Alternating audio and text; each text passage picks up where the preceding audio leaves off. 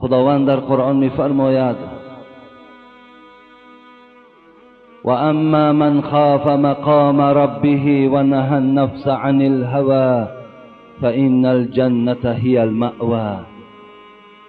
پروردگار در این آیت مبارکه فرمود ای بندگان خدا، اگر شما خواهید که باششگاه شما، راحتگاه شما، مکان شما جنت باشد، شما در دنیا علیه نفس خودتان مبارزه برید. این نفس بدخواهی که فقط شما را میخواهد به آبرو کند، به عزت کند، نفسی که گفتی صاحب 4 کتاب نفسی بد را هر کی سیرش میکند در گناه کردن دلیرش میکند. این نفسی که خواهش های خیلی زیادی پرگناه دارد، وقتی انسان خواهشات این نفس اجرا میکند یقین معلوم است که او از این جنت پر نعمت محروم میگردد. و این خاطر پروردگار ما را راه جنت فهمانید، داخل شدن جنت را برای ما راهش را نشان داد، اینکه علیه این نفسی که دشمن شماست مبارزه برید.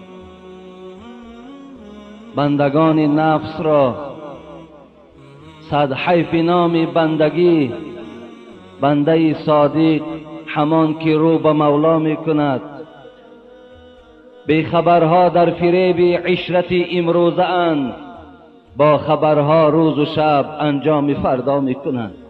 پروردگارا ما را هیچ وقت مطیع نفسمان مگردان.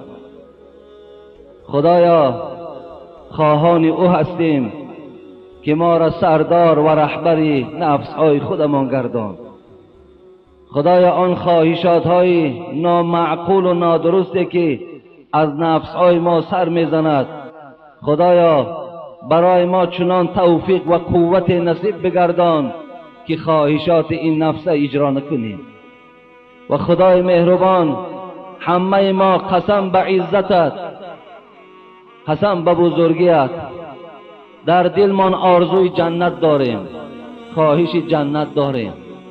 پروردگارا بعد آنه که این امانت این جان از ما قبض میکنی، خدایا ما را وارد همون باغت گردان. و خدایا ما را از بندگان صادقت گردان. و خدایا برای ما آنچنان توفیق نصیب بگردان که در این دنیا ذخیره های عمل های نیک ما زیاد باشد، تا که ما در روز قیامت در پیشگاه عظمتی تو در خجالت نمانیم.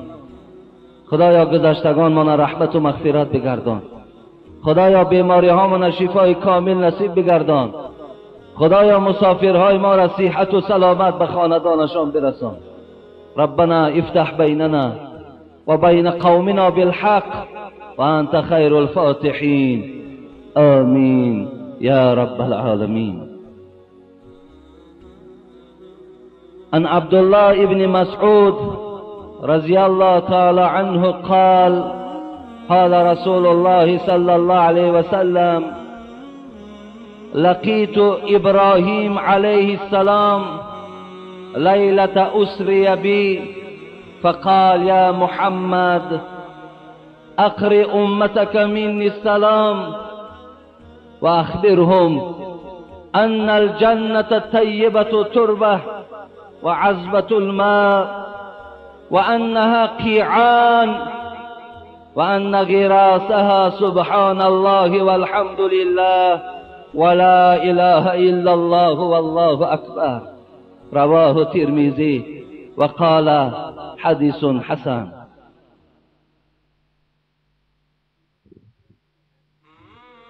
حبیب خدا که عبدالله ابن مسعود این جان فدای در راه خدا، این پشتیبان رسول اکرم صلی الله علیه و سلم، این شمشیر به دست علیه کفار از حبیب خدا، از منظره که رسول اکرم صلی الله علیه و سلم از این سخنی که از زبان پیغمبر برآمد و گوش ما میرساند که رسول اکرم صلی الله علیه و سلم فرمود من با ابراهیم علیه السلام در شب معراج ملاقات داشتم.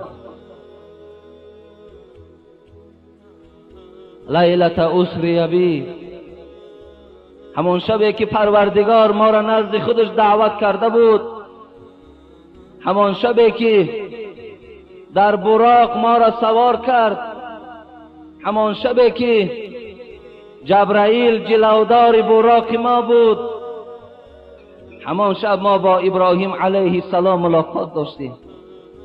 شب برنشست، شب برنشست، از فلک درگذشت و تمکین و جاه از ملک درگذشت. همان شبی که حضرت سعدی میگوید من برای شما یادآوری کنم که همان شبی که پیغمبر خدا همه ملائکه ها را گذشت، شب برنشست، از فلک درگذشت و تمکین و جاه از ملک درگذشت. چنان گرم در تیه قربت براند که به سدره جبرائیل از او باز ماند. آنچنان حبیب خدا حرکت داشت به سوی آسمان که عند سدرة المنتهى عندها جنت المأوا. پروردگار در سوره نجم میگوید که رسول اکرم صلی الله علیه و سلم دویم بار جبرائیل به صورت اصلی خودش میگن نزد سدره دید، نزد همون جنتی که نزد همون درخت سدره که رسول اکرم گفت برگهای او مثل گوش فیل بود، میوه های او مثل کد و کلام بود، زیباگیش من شهر داده نمیتانم، لیکن از جانب راست این درخت من جنت دیدم. نزد او میگوید من با جبرائیل رأیتو جبرائیل بالافق الاعلا له 600 جناح. جبرائیل دیدم، گفت وقتی نظر میکردم آسمان دیده نمیشد، زمین دیده نمیشد، فقط آنچه میدیدم پرهای جبرائیل بود. قسم به نام خدا گفت حساب کردم 600 بال داشت حضرت جبرائیل، 600 بال. یتناثر من ریشه الدر والیاقوت. رسول اکرم گفت از سرهای پرهای جبرائیل در و یاقوت شلشله میکردن، آواز میدادن. دویم بار گفت در آسمان من دیدم، یک بار به صورت اصلی در زمین دیده بودم، دویم بار نزد سدره همون درختی که از کنار راست او جنت است، اونجا گفت جبرائیل به صورت اصلی خودش دیدم. آن قوتی که خداوند در پرهای جبرائیل گذاشته است الله خودش اون قوت میداند. قوم لوط علیه السلام همه ما و شما میدانیم، آن خداوندی که هنگام سحر کرد قوم لوط را زیر و زبر، همان قوم لوطی که بچه بازی میکردن، پروردگار قهاری و جباریش بیدار شد. جبرائیل امر شد که رفته این حکومت ایاردن یاره، ایاردن امروزه است، این حکومت ایاردن یاره میبرداری و چپه میکنی. وقتی میگوید آمد جبرائیل با لوط ملاقات داشت، گفت پروردگار امر کرده است از قسم سحر این قوم تو باید که چپه شود.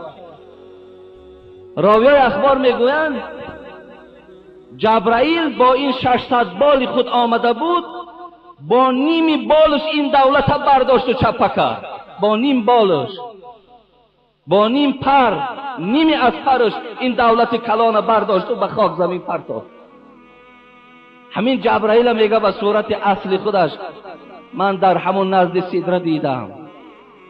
لیکن بزرگی رسول اکرم صلی الله علیه و سلم شما گوش اندازین که در پیشگاه پروردگار از 10 جبرائیل دیدم محبوبتر محمد است صلی الله علیه و سلم.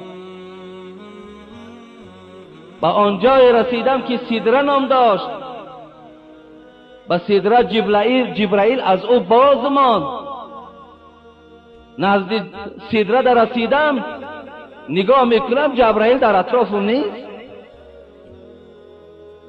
بعد او گفت سالار بیت الحرام که ای حاملی وحی برتر خیرام، که در دوستی مخلصم یافتی، عنانم ز صحبت چرا تافتی؟ نزد صدرت را نمیبینم و تو همیشه همراه من بودی، و برای چی نزد صدره نمی آیی؟ میگه جبرائیل صدا دادن. جبرائیل چی گفتن؟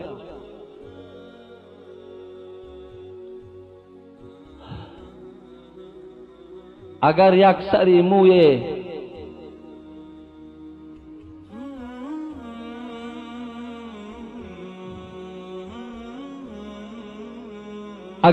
سری موی بالاتر پرم، فروغ تجلی بسوزد پرم. قسم به نام خدا گفت اگر یک سری مو از این موضعی که من هستم اگر بالاتر برم، نور الهی پری مرا میسوزد. اون جانبش حق که توش گفت تو پیش رفتن بگیر. همون شب معراج است، شبی که در آسمان دوم زکریای ابن یحیی را حضرت یوسف زیارت کردن رسول اکرم صلی الله علیه و سلم. اونا با پیغمبری رسول اکرم صلی الله علیه و سلم بشارت دادن، تبریک گفتن. و بعد از آن آسمان سوم رفتم، حضرت یوسف در بهترین جمال دیدم، با او سلام کردم، اونم با ما سلام داد، ما را تبریک گفت برای آمدن ما نزد پروردگار، که این کاری که بر رسول اکرم انجام یافت به هیچ پیغمبر انجام یافتگی نبود. آسمان چهارم آمدم، حضرت ادریس علیه السلام خطی ملاقات کردم، حبیب خدا میگوید. آسمان پنجم آمدم، حضرت عمران دادر حضرت موسی علیه السلام خطی اونجا ملاقات کردم. آسمان ششم دا آمدم، با خیلی یک سکه خوب، با یک چهره خیلی با هیبت، با حضرت موسی علیه السلام زیارت کردم. لیکن وقتی من از پیش موسی می رفتم، رسول اکرم گفت موسی به نهایت گریان شد. از او پرسیدن موسی برای چی گریه میکنی؟ گفت گریه‌ام برای این است که اولین پیغمبری که در جنت می خفت و وارد جنت می شود این همین جوان محمد است صلی الله علیه و سلم. و گریه من این است که بعد محمد اولین امتی که جنت می درآید امت محمد صلی الله علیه و سلم است. از پیش او بالا شدم، آسمان هفتم ده آمدم، ابراهیم علیه السلام دیدم. وقتی اونجا حضرت ابراهیم دیدم، حضرت ابراهیم علیه السلام وقتی ما زیارت کردیم، لقیت ابراهیم علیه السلام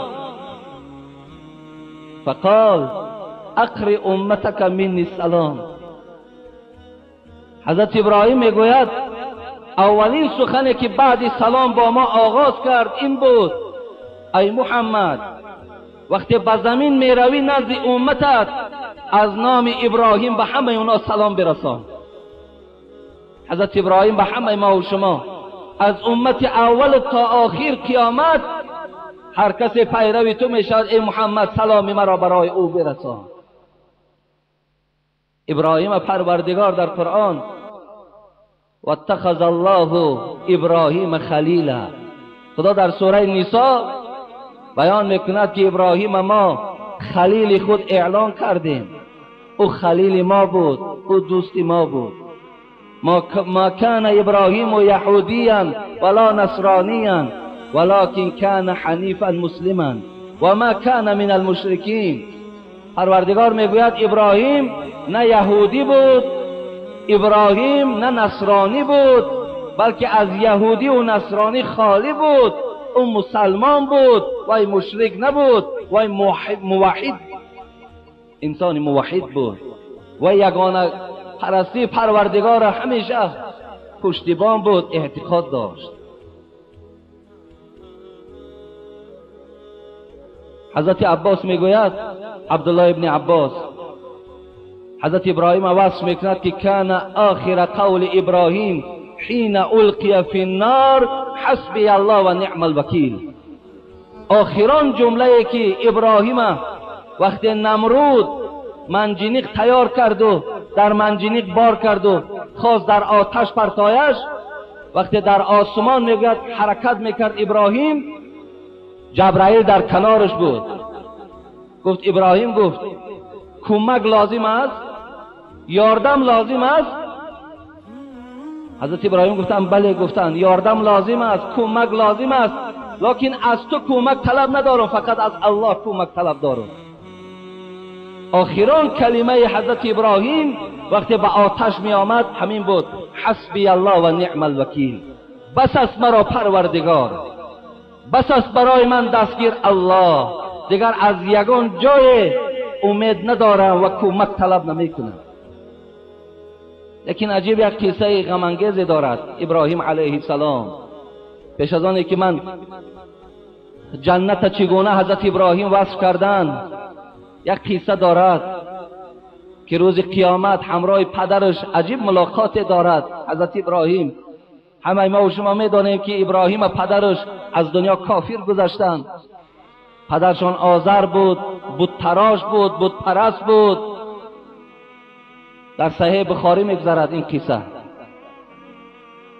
یلقا ابراهیم و اباه آزر یوم القیامه و علی وجه آزر قطرتون و غبره فیقول ابراهیم،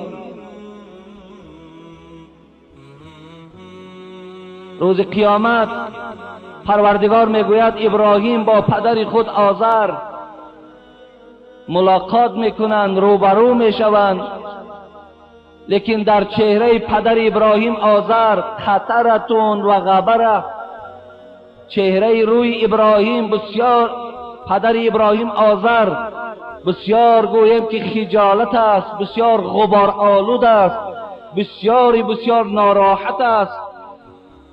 وقتی ابراهیم پدر خود میبیند آزر در این احوال، و سوی پدر میگردد و میگوید الم اقل لا تعصینی، ای پدر آیا من تو را در دنیا نگفته بودم که نزد من عاصی نشو؟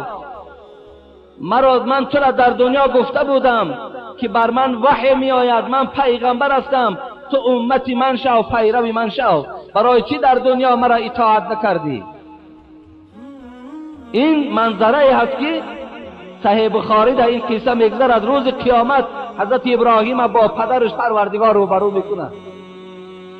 سوره مریم اگر شما خوانید از آیاتای 43 است، والله اعلم قسم پایان او را، اذ قال لابیه یا ابتی لما تعبد ما لا يسمع ولا يبصر ولا یغنی عنک شیئا. پدرش گفته بود است، وقتی آمد پدرش بت میتراشید و بت در بلندی مانده بود. آلی بت‌های ما و شما بت داریم، هیکلای کتک کتک، هر یک آدمی گویم که منصب داره و پول داره و آبرو داره به خودش هیکل میکند. امروز جوانای ما و شما گمراه شدن و آن بهترین نعمت دنیا که زن است، زن در حالت خیلی بی حیایی و بی شرمی نزد هیکلا میبره که همگی گناهگار در پیش خدا هستین. همون هیکل میگد ابراهیم تراشید، پدر ابراهیم تراشید و نزد او از او حاجت طلب کردن گرفت. ابراهیم آمد این حالت دید، گفت ای پدر لما تعبد ما لا يسمع، آیی چی از تو عبادتش میکنی؟ آخی نمیشنوه صدای تو را. ولا یبصر، آیی چشم نداره تو را ببیند. ولا یغنی عنک شیئا، قسم به خدا گفت هر مشکلات بالا بیاید این مشکلات تو را دور کردن نمیتواند. فرزندش با پدرش میگفت آلی جوانای امروز از ما میپرسن که پدرم بیراه است، در حقش دعا کن، پدرم فلان است فلان است، آیا ما حقی او را امر معروف کردن داریم یا نداریم؟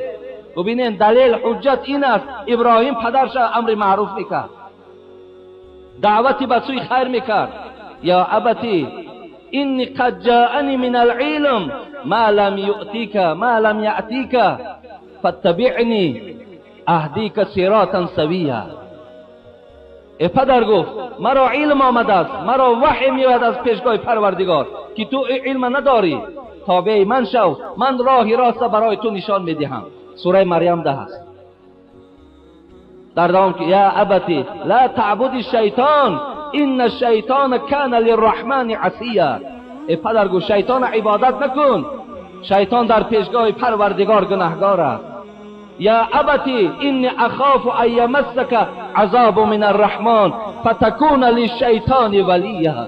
ای پدر گفت من میترسم این که تو با سبب این عملها فردای قیامت در عذاب پروردگار روبرو میشوی. تو برای شیطان دوستی، تو برای شیطان یک مددگار هستی. لیکن پدر وقتی این سخنان را از ابراهیم شنید چی گفت؟ قال اراغب انت عن آلهتی یا ابراهیم لئن لم تنتهی لارجمنک واهجرنی ملیا.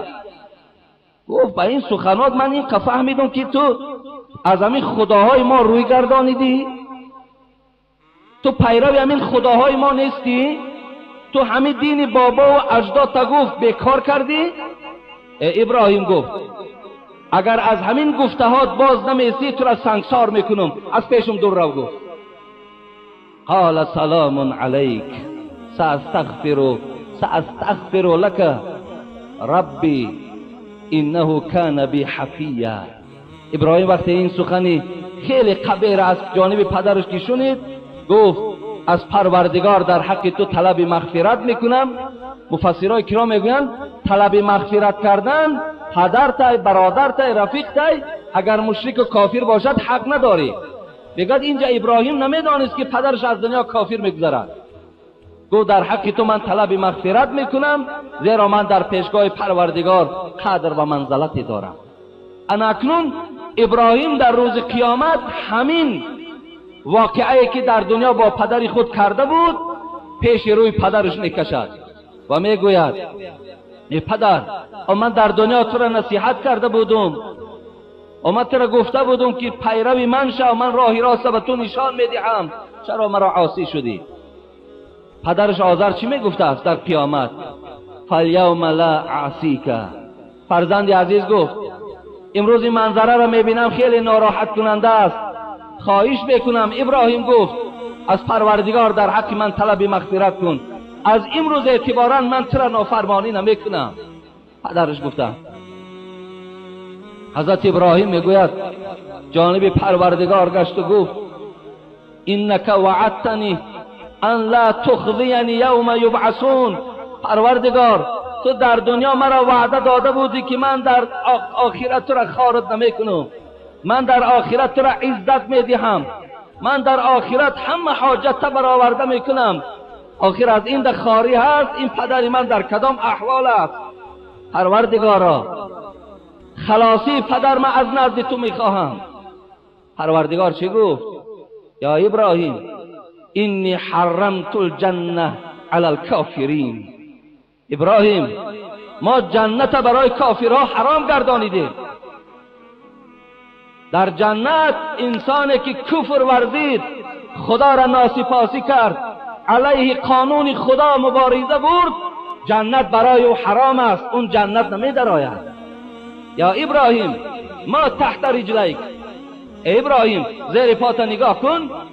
پروردگار میگه امرش میکرد است زیر پات نگاه کن. فلینظر ابراهیم زیر پاش نگاه میکند. بیزیخ ملتطیخ میبیند یک شغال است در تای پاش.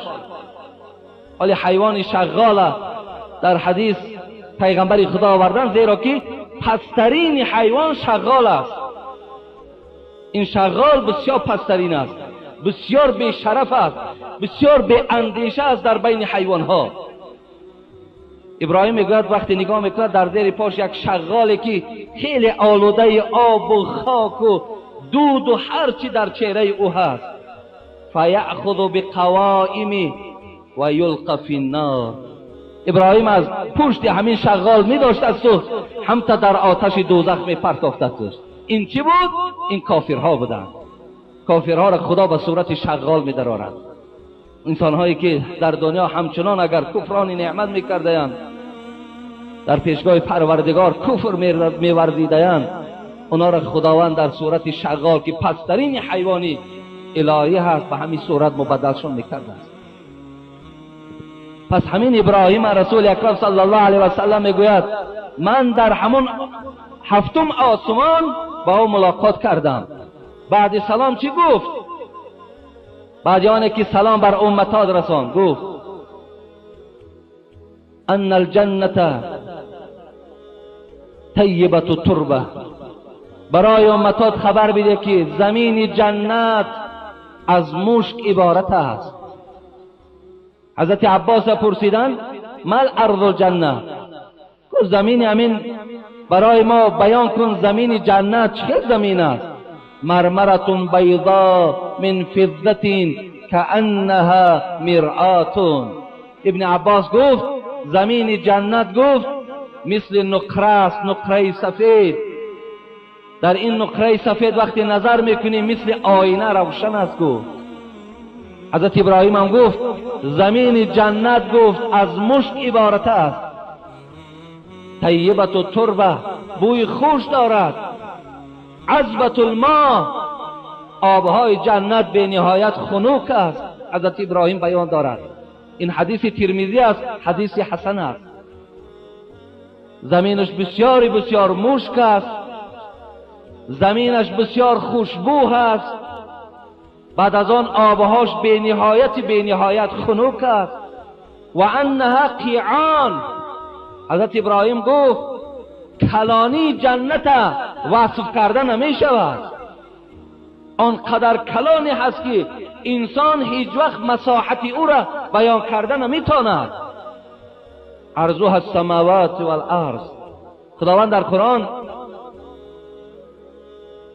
بین زمین و آسمان پهنای جنت بیان میکند.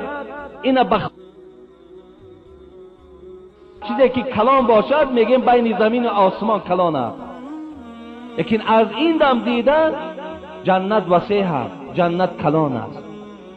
حضرت ابراهیم گفتند انها قیعان، این جمع قاع است، یعنی به نهایت وسیع است، حدود ندارد، مساحت ندارد. من برای آن که حد جنت چقدر وسیع است، برای پسترین جنت پروردگار چه مقدار زمین جدا میکند، چه مقدار عمارت برای شما میدهد، از حدیثی که متفق علیه است. همه کتب احادیث او را روایت میکند.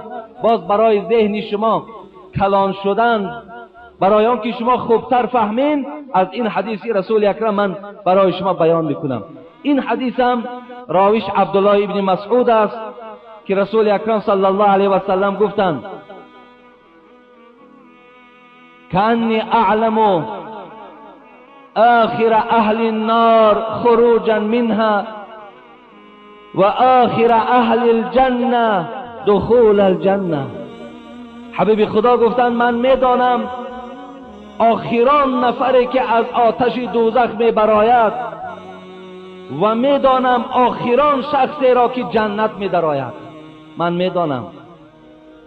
میدانم که کی آخران بار از دوزخ بیرون میبراید.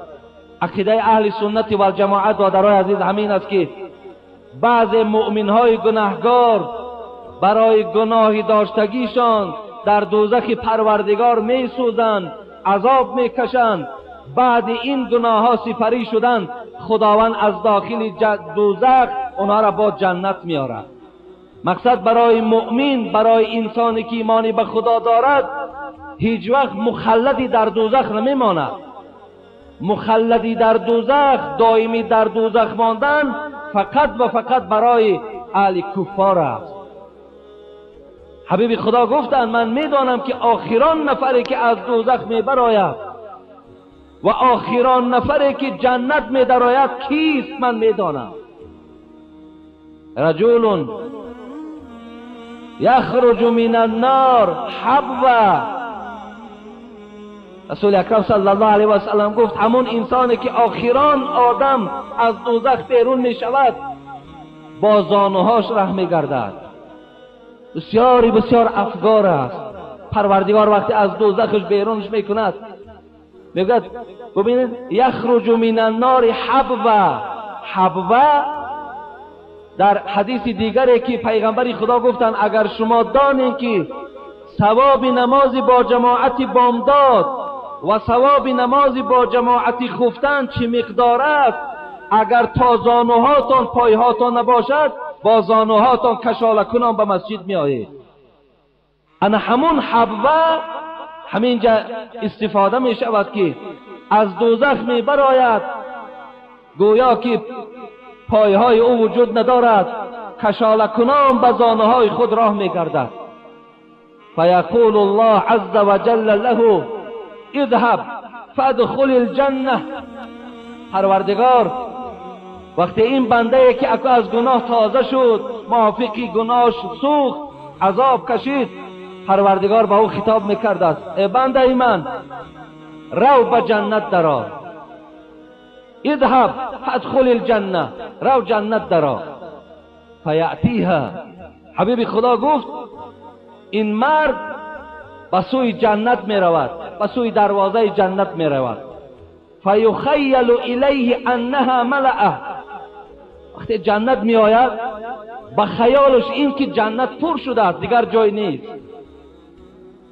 این انسان می درآید جنت، نگاه می کند همه کوشک های جنت پر از جنتی هاست، گمان می کند، به خیالش می گذرد که در جنت دیگر جای نیست. ببینید ملأ، پر از جنت. فیرجع فیقول یا ربی وجدتها ملأ. ای پروردگار ما را سفارش دادی که جنت درآ، من جنت در آمدم، در جنت جای خالی ندیدم، همه پر. فیقول الله عز وجل اذهب فادخل الجنه. باز پروردگار امرش میکرده من به تو سفارش میدهم، رو جنت درآ. فیاتیها فیخیل الیه انها ملأ.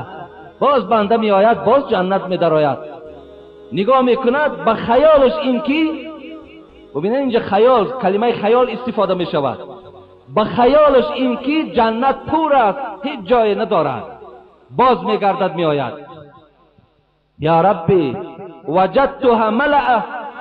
ای پروردگار خود جنتی تو را من پر یافتم و به فکرم که دیگر جای نیست در جنت.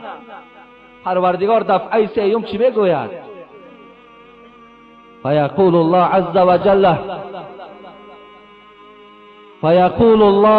وجل بشینید بچه ها بشینید. پروردگار دفعه سیوم با این بنده خود میفرماید اذهب فادخل الجنه فإن لك مثل الدنيا وعشرة امثالها.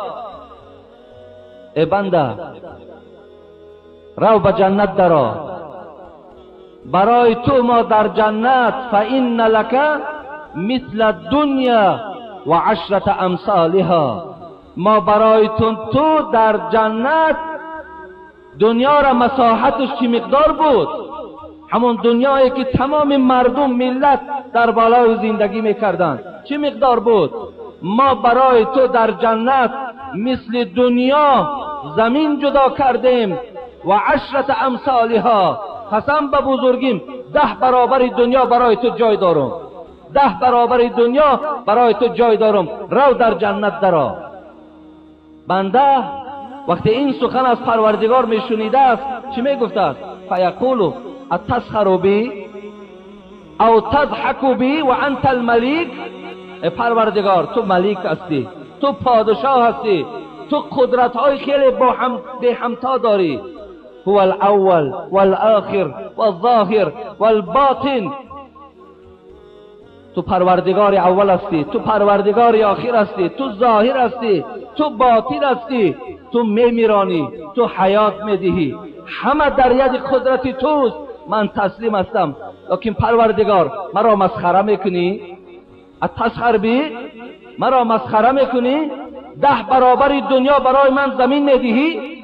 آقا در دنیای بنده های تو برای یک وجب سال ماش خرید میکردن و برای یک پارچه زمین آخر سالهای دراز با یکدیگر گپ نمیزدن، با یکدیگر ذات به ذات تحریم میرفتن و برای یک پارچه زمین چه بدبختی ها در روی دنیا برپا میکردن. ولی امروز برادرای ما و شما اکثریتش 5 وقت نماز میخوانه، جمعه را میخوانه، پهلو با پهلو نشستگی است، با یکدیگر قهری هستند. ای برادر عزیز، هم حدیث ابن ماجه است، هم حدیث ابو داود است، لا یحل لمسلم ان یهجر اخاه فوق 3. پیغمبر خدا میگه حلال نیست برای شما بنده های خدا از 3 روز دیده زیاد شما در حلال نیست که قهری استید، حلال نیست برای شما. فمن حجر فوق 3 فمات دخل النار.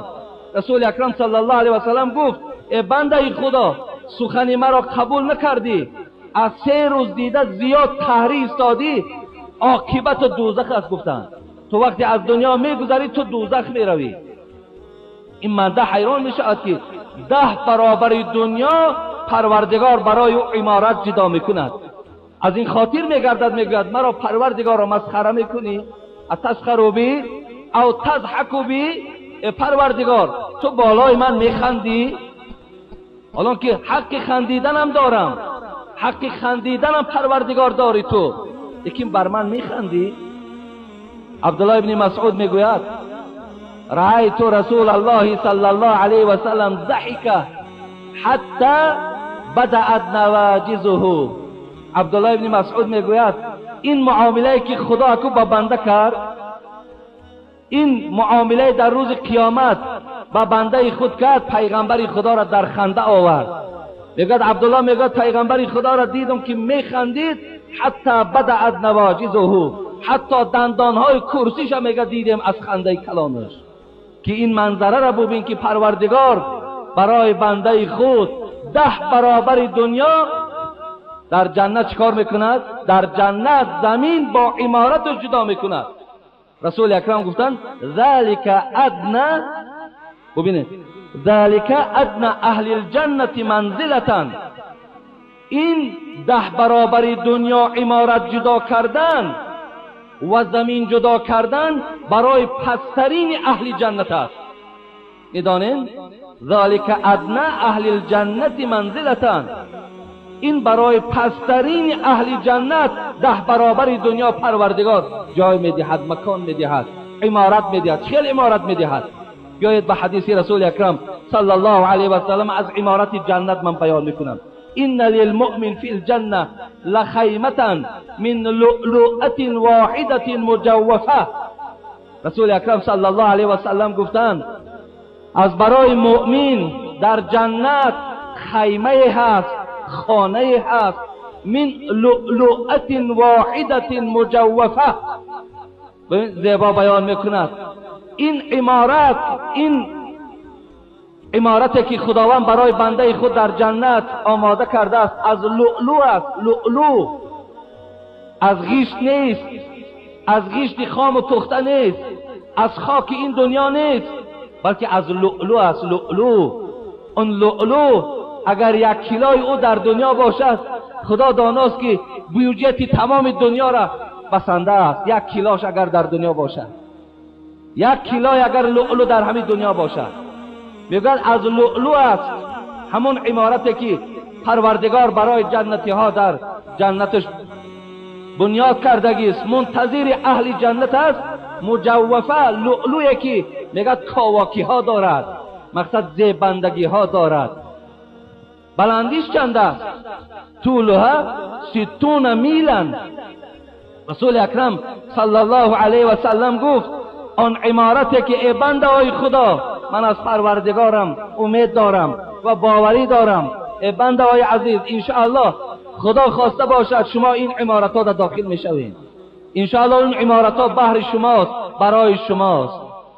حبیب خدا میگه 60 میل این عمارتی که از لؤلؤ ساخته شده است که انداوه او، انداوش ما و شما انداوه را خاک مثال که و دیگر استفاده میبریم، انداوه هاش از مشک است. مشک چه بوی زیبایی دارد.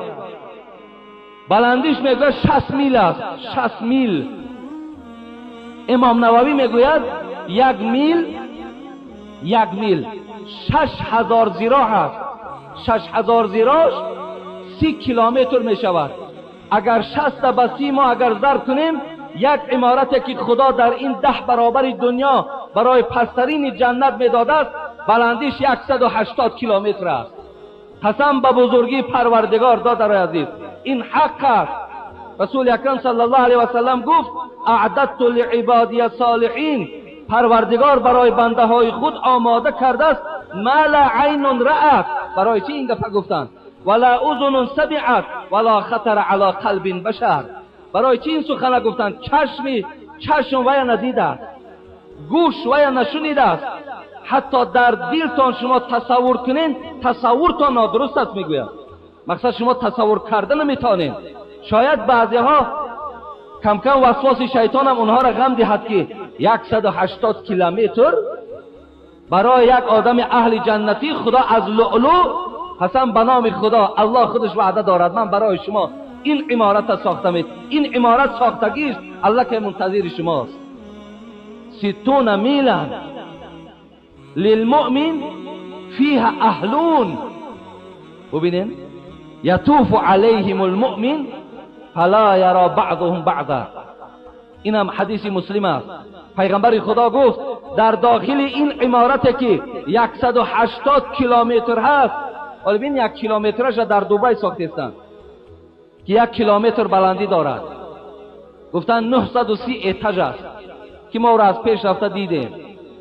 1 کیلومتر بلندی دارد. مخلوق بنده وقتی 1 کیلومتر عمارت می سازد، در پیشگاه پروردگار 180 کیلومتر راست کردن چی جای تعجب است؟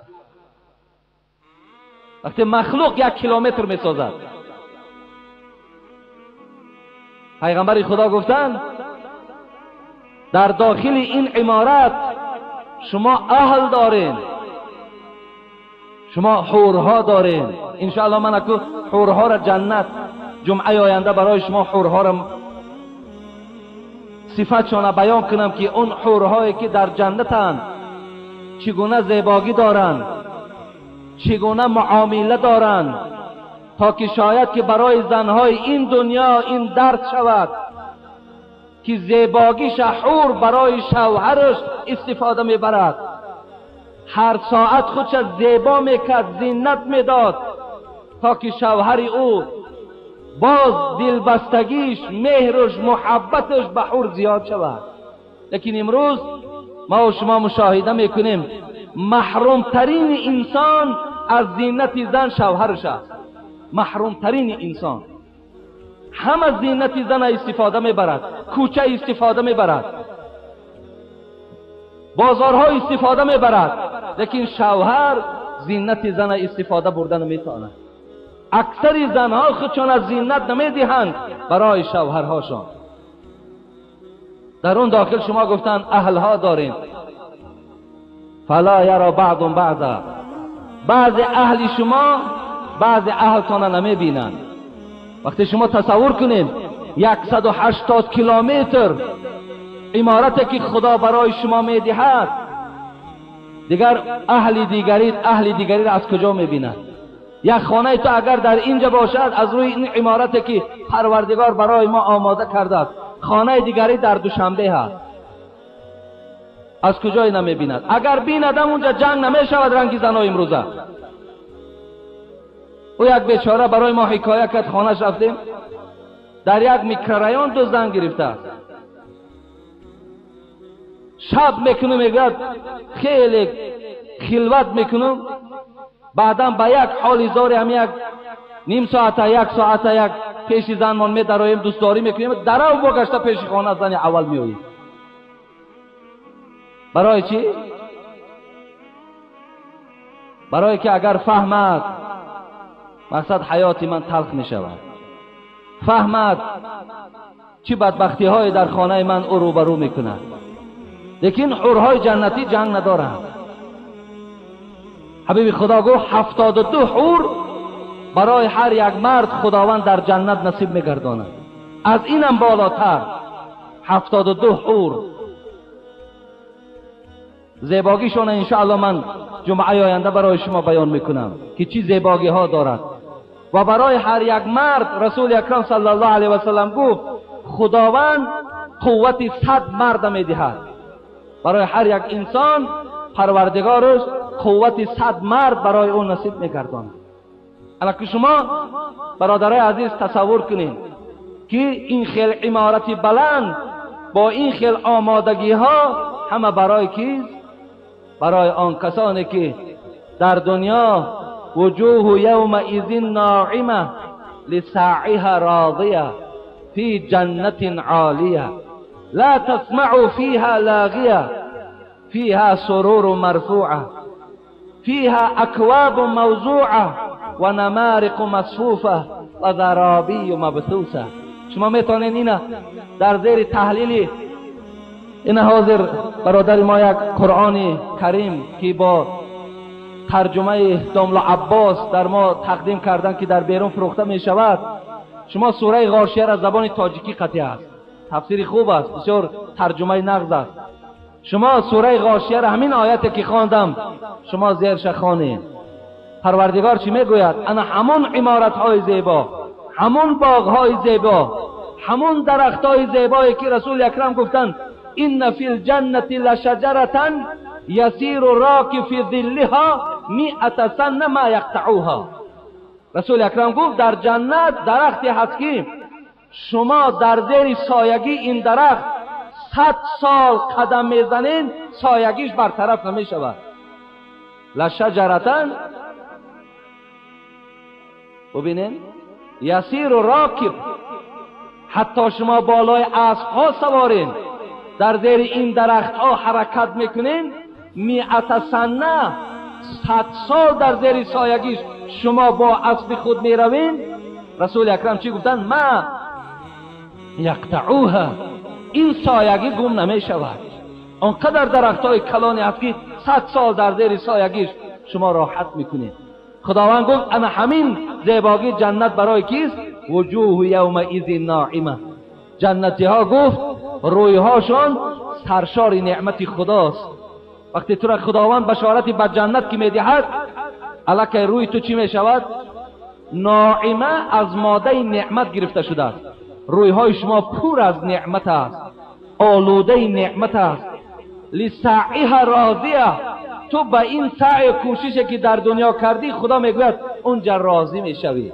لسعیها راضیه فی جنت عالیه، در این جنت عالیه که من برای شما آماده کردم.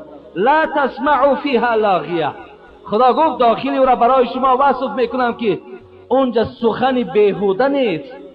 در جنت جنتی ها با یکدیگر ملاقات میکنند، فقط السلام علیکم و رحمت الله و برکاته. اونجا در این خیل معامله است. جنت جایی هست که معامله های خوب دارد. الله میگه لا تسمع فیها لاغیه، اونجا لاغیه نیست، مقصد لغو نیست، اونجا تهمت نیست، اونجا دروغ نیست، اونجا در بهتان نیست، اونجا در گویم نه این نغمه بیهوده که گوش همه مردم کر کرده است، مردم همه را جینوره کرده است، بعضی هاشا دیوانه کرده است، اینا نیستن. اونجا صداهای زیباست، اونجا صداهای هست که انسان گوش خراش نیست. الله بیان داد لا تسمع فیها لاغیه. جنت جایی هست که یأکل فیها و یشرب فیها. ببین جنتی ها اونجا میخورن، جنتی ها در درون جنت می نوشن.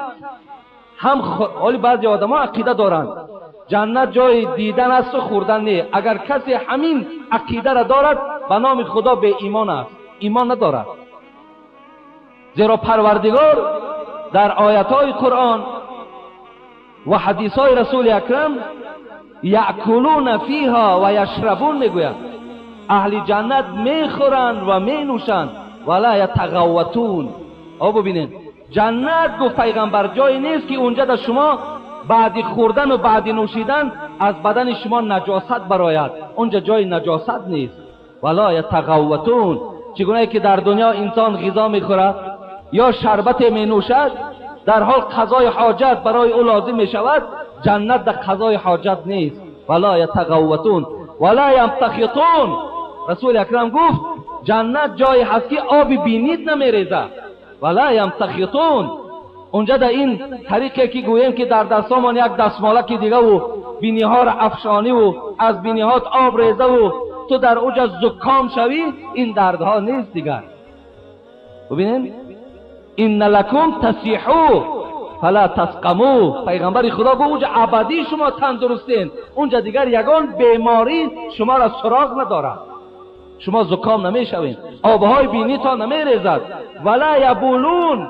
پیغمبر خدا گفتن شما در جنت پیشاب نمیکنید. ببینین قضای حاجت نیست، آب بینی نیست. ولکن طعامهم ذالک جشاء کرشح المسک. سوال کردن ای حبیب خدا، مادامی که انسان خوراک خورد، از نوشاکی ها نوشد، چه قضای حاجت نمیکند؟ اینا کجا میشوند؟ رسول اکرم صلی الله علیه و سلم گفتند ذالک جشاء. اینا گفت با عرق مبادل میشوند، بدنت عرق میکند. چه عرق؟ همین عرق هایی که الحال ما و شما داریم، بدن ها من در پهلو ما نشسته نمیشوند، همین عرق؟ نه، کرشح المسک. رسول الله گفت عرقت بوی مشک میکنه. وقتی از بدنت که عرق میبراید، این طعام های خوردگی و این شربت های خوردگی با عرق که مبادل میشود، عرق های تو بوی مشک دارند که انسان میخواهد در پهلوی تو ایستد. ببینین جنت خیلی جاست. لا تسمعوا فیها لاغیه. اونجا لاغیه نیست، اونجا بیهودگویی نیست، اونجا دروغ گفتن نیست. رسول اکرم گفت فیها سرور مرفوعه. سرور مرفوعه. اونجا کت های بلنده. کت. دوشنبه در یک خانه در آمدیم، بالای کتش در نشستیم، خیلی زیبا کردگی بود. وقتی دیگرها پرسیدن، من راستی بار به نام خدا به نرخ و کارم ندارم، نمیپرسم، پرسیدن همین کت چند چی مبلغ دارد؟ گو این کت به فرمایش آمدگی است، این در دولت‌های عرب کردن، نرخش گفت تا همینجا را گفت $40,000 غلطیده است. همین کتی که شما بالاش نشستین گفت $40,000 از دولت عرب گفت به ما آورده. این چویش دیگر است. مقصد فیها سرور مرفوعه. کتی دارون که $1,000,000 است برای جنتی ها. فیها سرور مرفوعه. اون کت های مرا انسان ها نساختند، او را قدرت پروردگار تیار کرده است. مرفوعه بلند است. اکواب موضوعه و نمارق مصفوفه و درابی و مبسوسه. در بالای کتم گفت آنچنان کرپچه دارم، آنچنان رنگ زیبایی دارد که اون رنگ شما اصلا دیدگی نبودین. و نمارق مصفوفه. پروردگار میگوید بالیشت های دارم که وجود تو به تکیه او راحت میکند. و نمارق مصفوفه و اکواب موضوعه. اطراف همون کت ها ده نوجوان های زیبایی دارم که در دستاشان کوزه و در یک دست دیگرش پیاله و برای تو شربت میریزد، خدمت تو را میکند. پسترین اهل جنت رسول اکرم صلی الله علیه و سلم بیان کردند در جنت 70,000 خدمتگار میتیند. 70,000 خدمتگار برای پسترین اهل جنت نصیب میکند پروردگار. حدیثی که من در اول خواندم، موضع صوت من الجنه خیر من الدنیا و ما فیها، این صحیح بخاری است. صوت گفته قمچین میگویند. اگر یک قمچین 50 سانتی متر درازی داشته باشد برادر عزیز، حبیب خدا گفت انمون برابر یک قمچین از زمین مسجد در فضل و در قیمت بالاتر است از دنیا و آنچه در دنیاست. 50 سانتی متر جنت از زمین و آنچه در دنیا هست از همگیش در بالا و قیمت است. این است وصف جنت. این از جای آن کسانی که در دنیا زحمت دارند، مشقت دارند، محنت میکنند، عمل میکنند. پروردگار اونها را در این خیل جایهای زیبا البته جای میکنند. انشاءالله من جمعه گذشته درباره حورها چه مقداری که اگر وقت گنجایش دهد برای شما صحبت میکنم. بعدا یک جنت دیگر، یک جمعه دیگر ما در باب دیدار پروردگار که در جنت خداوند برای جنتی ها موفق میگرداند. انشاءالله من اگر حیات باشیم، اگر خدا برای ما و شما فرصت دهد، وقت دهد، انشاءالله من برای شما بیان میکنم. و آخر دعوانا ان الحمد لله رب العالمین. یک برادر از کولاب در حق پدر و مادرش گفتند و خواهرم فرزند نمییابد، در حقش دعا کنید. یک برادر زکات مالش آورده دادند، پسرم در رسی هست، گفتند بیمار است، در حقش دعا کنید. در حق مرحوم استاد عبدالفیض دعا کنید، فرزندانش خدمت کردند. در حق برادر خیرالله و سفرعلی دعا کنید که اینا هم خدمت کردند. یک برادر خشت آوردند از بازار حاجی خورشید صدقه کرده است. در حق فرزندان محمد علی دعا کنید. از محله کوهدامن جنازه به دست یک مبلغ آوردن، دعا کنید. در حق کسانی که در صندوق خیره دعا میکنند. و برادر ما حاجی عبدالجبارم که در بازار کلان اپتیکا دارد، یک چند رسمای زیبا برای همین مسجد آوردن که آویزان کنین ثوابش به اونها رسد. و برادر ما ظهورشاه که پدرشون اکی سلطان از دنیا گذشتند، گفتند در حق او هم دعا کنید. خدای مهربان آن بنده هایی که نامگیر شدند، هر آرزو و امیدهایی که کردند، خدایا با فضل و کرم خودت برآورده بگردانی و خدای مهربان خیر احسان هاشون قبول بگردانی، مراد و مطلوب هاشون پروردگار را حاصل بگردانی. و همه مهمان هایی که در این جمعه ما اشتراک دارند، برادرایی که از مسجد آمدن، از اسفره آمدن، اینجا برادر بابای مولا عبدالکریم هم که از وحدت آمدن همراه فرزنداش، خدای مهربان همه این مهمان ها هم در قدم هاشون حسنات و عمرهاشون دراز و مراد و مطلوب هاشون خدا حاصل و با صحت و سلامت خدا به خاندانشان رساند. آمین یا رب العالمین.